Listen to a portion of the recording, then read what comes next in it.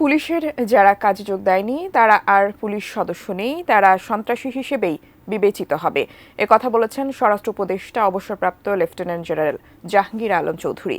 অন্যদিকে শ্রম উপদেষ্টা আসিফ মাহমুদ সজীব ভূঁইয়া বলেছেন, গুজব ছড়িয়ে গার্মেন্টসে অস্থিরতা সৃষ্টি করা হচ্ছে, জড়িতদের অনেককেই চিহ্নিত করা হয়েছে।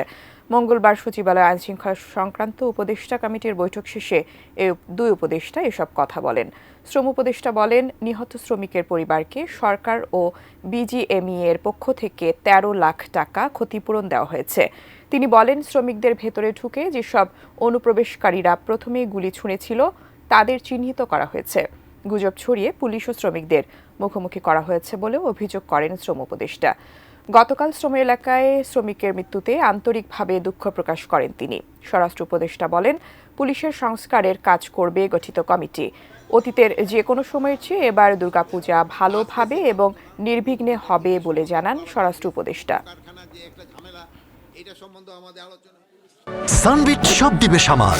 সানবিট ম্যাজিক প্রেস ডিশওয়াশিং এর মাথা ঘোরানো সলিউশন।